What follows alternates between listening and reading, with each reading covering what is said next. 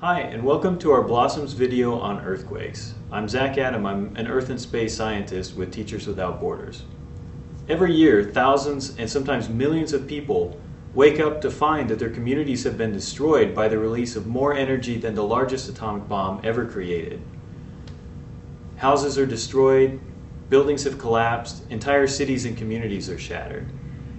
Now, if someone told you at some point in your life that this type of energy release is going to occur, you would demand to know when, why, and what can I do to proactively prepare for it?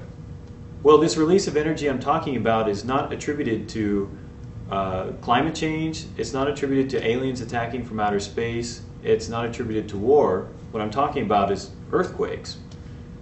And even if you're not exposed to earthquakes in your community right now, chances are that someone you know is exposed to earthquakes, and chances are that you'll be traveling to an area that is prone to earthquakes at some point in the future. So what we're going to talk about in this module today are some of the basic properties of earthquakes. Why do earthquakes occur, and can they be predicted? Why don't you take a minute to go over some of the key concepts of earthquakes with your teachers that will allow us to finish the module, allow us to begin the module. These key concepts are plate tectonics, plate motion and faults, material properties, and seismic energy. Also, take a few minutes to talk about earthquake exposure in your community. Has anyone in your classroom ever experienced an earthquake, or do you know someone who has? What was it like, and what happened during the earthquake or immediately afterward? Do you live near a plate boundary or active fault right now? And is it important to learn about earthquakes? Why or why not? We'll see you after the break.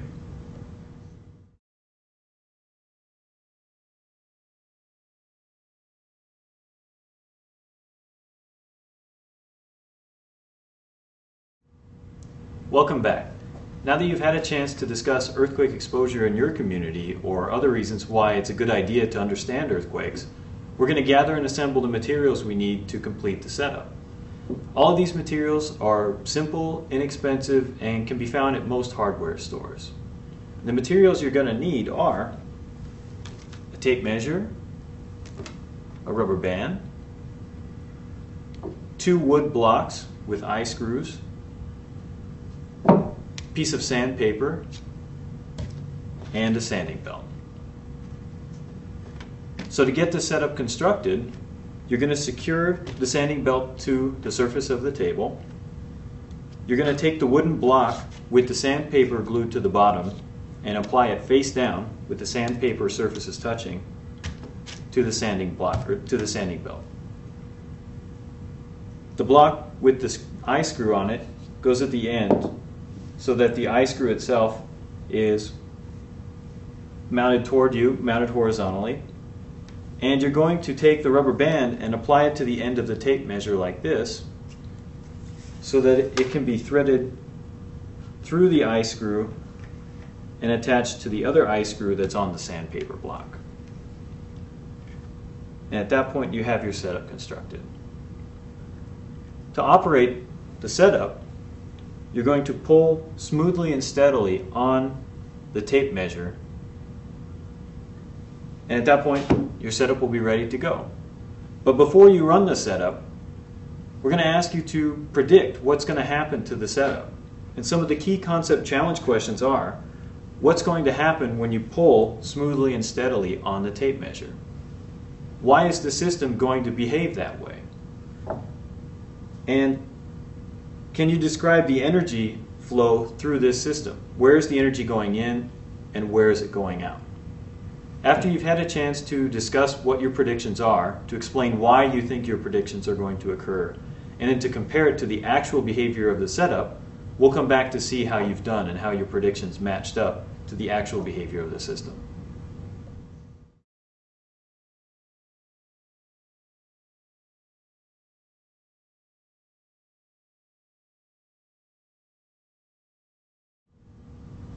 Welcome back. Let's see how well you did predicting and explaining the behavior of the system. This is what's known as an analog system. It's a simplified representation or model of another much more complex system that may be impossible or difficult to directly imagine or observe. And by observing the behavior of our simplified system, we can extrapolate about the behavior of this much more complex system. So looking at our system, what we see is that a smooth, steady input into the system by pulling on the tape measure causes the block to move forward every now and then in amounts that really aren't predictable ahead of time. And the smooth input, the smooth pulling on the end of the tape measure does not result in a smooth motion of the block moving forward. So basically, what's going on here is that as we apply tension into the system, the very complex irregular surfaces of the sandpaper and the sanding belt are preventing a smooth forward motion from going forward because the surfaces are very complicated and they lock together. And because the surfaces themselves are very complicated, they're very difficult to quantify and predict. And what happens in terms of energy flow through the system is that the energy is put into the system as you pull on the tape measure. The energy is transferred to the rubber band where it accumulates as elastic energy. And after reaching a breaking point, the block suddenly releases, moves forward, and then comes to a halt. So now that we understand the function of the system and the path of energy flow through the system, it's time to figure out how are we going to apply the concepts and the behavior that we see in our simple system to an earthquake and what happens when an earthquake occurs. So some of the key concept challenge questions that you might want to ask now are, what does the wooden block represent? What does the rubber band represent? What does the smooth pulling motion of the tape measure represent? What about the complex surfaces of the sandpaper and the sanding belt? Where in this system is friction observed? What does the movement of the block represent? And can this movement be predicted? So go over some of these questions and extrapolate based on your knowledge of the simple system to an earthquake system. And we'll come back and discuss how well you did.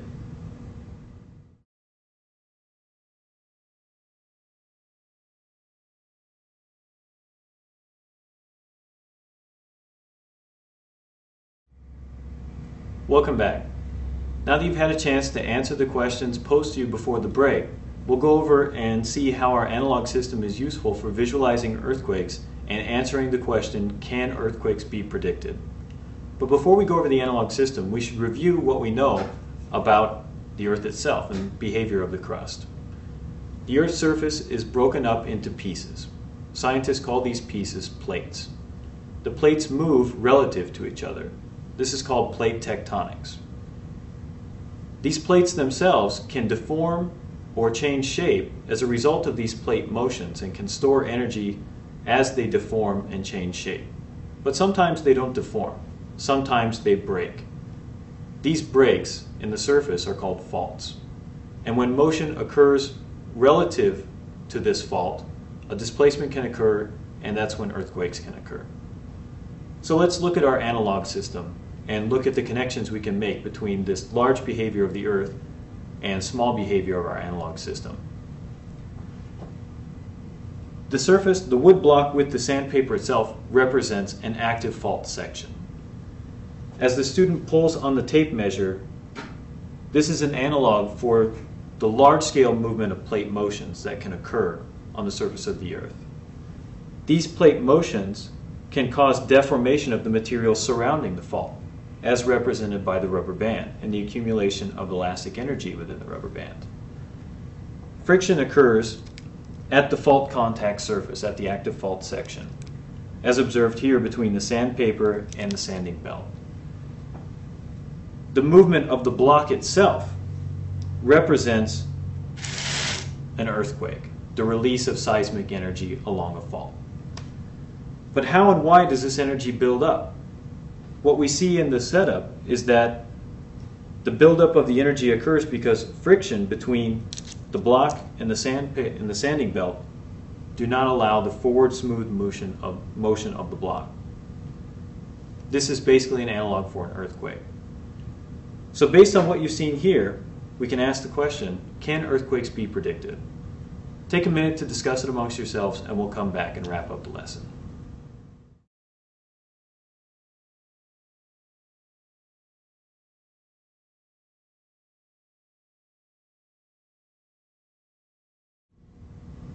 Welcome back. Now that you've thought about whether or not earthquakes can be predicted, let's see what the analog system can tell us. Basically, the frictional surfaces between the sandpaper and the sanding belt are highly irregular, and therefore they cannot be easily predicted in terms of what the final resulting motion is going to be as these two surfaces interact with each other, despite the fact that we're inputting a smooth, steady, and predictable amount of energy as we pull on the tape measure. There's a direct analogy that can be made here for earthquakes. Along a fault, the fault surfaces that interlock with each other are very complex, and in many ways resemble the complex frictional surfaces of the sandpaper and the sanding belt. As the energy builds up in the crustal material surrounding a fault, while this motion can be observed, predicted, and measured to some extent due to the smooth motion of plates relative to each other, the nature of the release of this seismic energy as earthquakes cannot be predicted. So therefore we'll see that an earthquake can either be one big release of seismic energy corresponding to a big earthquake, or a series of smaller earthquakes over time that generally dissipate the energy that accumulates in the crustal material. So in conclusion, we basically covered three main concepts through our use of the analog system. The first is that the earthquakes that occur on Earth are the result of the buildup of elastic energy in crustal material, which is released unpredictably along faults, and which causes the dissipation of this elastic energy as seismic energy. What we've done is construct an analog setup, which is a simplified setup to represent a more complex situation that's difficult to directly observe or imagine. It's important to note, though, that there are limitations to using a simple setup to represent a complex setup. And therefore, it's important to note the strengths and weaknesses of using a simple setup to investigate more complex phenomena.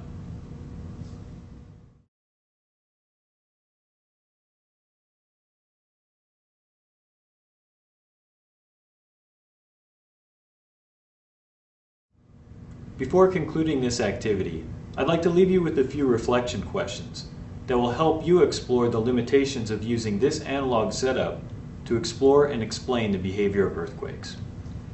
What are some of the strengths and weaknesses that you observed using this analog setup? What did this setup teach you that you didn't already know? And if you were going to use this setup to investigate other questions, or if you were going to modify this setup in some way, why would you modify it? How would you modify it? And what would that teach you about earthquakes? I encourage you to investigate whether or not your community, your school, or your family already have in place an earthquake emergency plan. If you don't have an emergency plan, I'd encourage you to look into developing one that's based on the particular needs of you, your community, and is built in response to the particular geologic setting that you live in. I hope you've learned a lot using this setup. It's easy to feel powerless about earthquakes because they are unpredictable. But earthquakes are a unique facet of our dynamic planet. It's a unique facet of a planet that provides for our needs on a day-to-day, year-to-year basis. Just because earthquakes occur doesn't mean that we can't prepare and be proactive about how we're going to respond to them. Thank you and goodbye.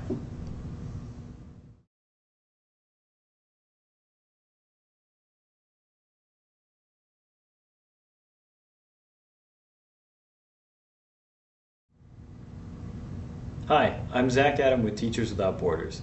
I want to thank you for considering using this module. And we've put together this teacher's guide to help you through some of the background information that's necessary to complete the setup, or maybe to warn you about some of the pitfalls that we've experienced when implementing this setup ourselves. This setup takes about 50 minutes to implement, provided that you've put together the basic materials and gathered them in one place and are ready to go on the day of implementing the lesson. It's important also to note that there are some prerequisite concepts that the students should be aware of before beginning this lesson. This includes Earth's interior structure, plate tectonics and plate motions, the properties of Earth's materials, and faults and fault motions. If you need some help looking for more information or references concerning these concepts, you can see some of the reference materials that have been provided on the Blossoms video page. Basically, the teaching approach that's used in this lesson plan is called the 5E approach. The 5E standing for engage, exploration, explanation, elaboration, and evaluation. In section 1, the students are asked to engage in the topic of earthquakes by recounting their own particular experiences with earthquakes or the experiences of others that they know, and relating that and developing relevance for why they should be understanding and studying earthquakes. It's especially important that students discuss these experiences prior to beginning the lesson plan to help build relevance. In section 2, students begin exploring and explaining the nature of the behavior of the analog setup. And by sections 3 and 4, they're elaborating about how the behavior that they've observed in the setup might be applied to understanding or visualizing what's going on when an earthquake occurs. And finally, in the final sections of the lesson plan, they're evaluating their use of the analog setup to answer these questions and to make predictions about the nature of earthquakes. This basically comprises the entire 5E approach. As stated in the videos, as stated in the video, the procedures for building the setup required to conduct the module can be found in the resources that are included with the Blossoms video page. This includes the dimensions of the blocks, how much material is required, and how to pre-assemble some of the components before you get started and present them to the students. It's important that the basic materials be constructed prior to starting the lesson plan, but we really encourage you to leave the final assembly of the components to the students. That way they have a much firmer basis for predicting the behavior of the system once they start using the analog in the middle of the lesson plan. The materials that are described can easily be obtained at hardware stores and shouldn't cost much. We intentionally selected materials that can be found just about anywhere.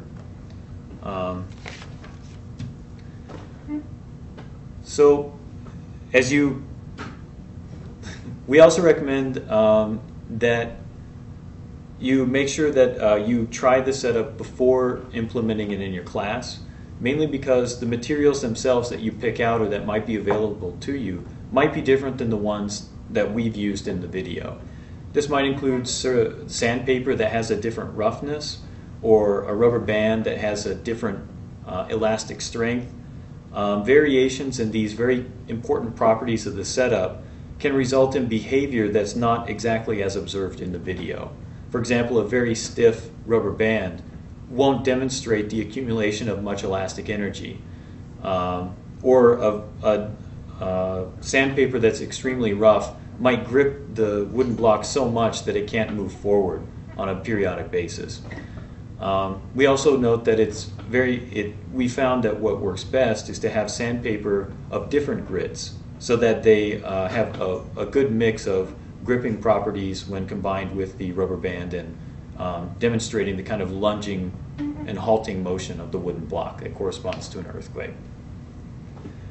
In sections 3 and 4, students will be making key concept connections between what's going on in the analog setup and what occurs along a fault during an earthquake. It's important to allow enough time to answer the questions that the students might have.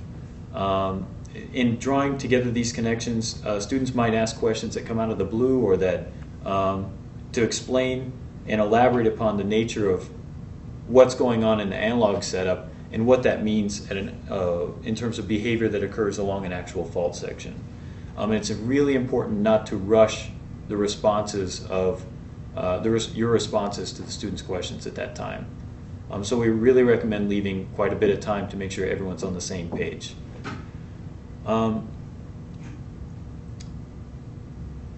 It's also important to note that this system only demonstrates horizontal displacement.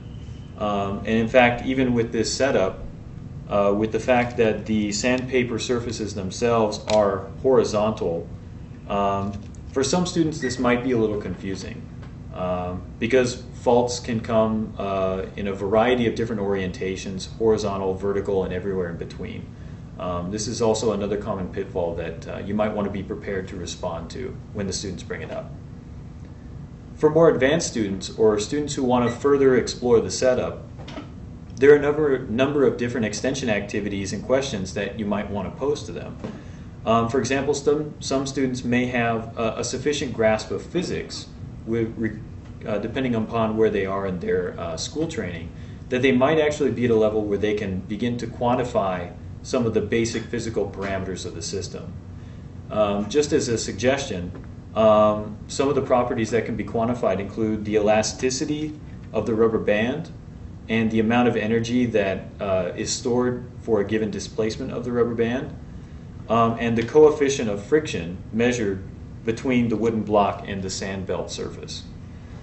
For the more creatively inclined students, you might consider challenging them to improve the model by asking how would they change the setup, or what components would they switch out? Would there be some components that they would consider automating, and what would be the resultant changes in behavior of the system that you would observe as a result of those alterations? There are a wide variety of different changes that could be implemented in the system to answer different questions. This basically wraps up the teacher's guide for the module. If you have any questions, suggestions, difficulties, or improvements that you'd like to suggest, please don't hesitate to contact me at the email address that's associated with this video package. Thanks, and good luck implementing your module.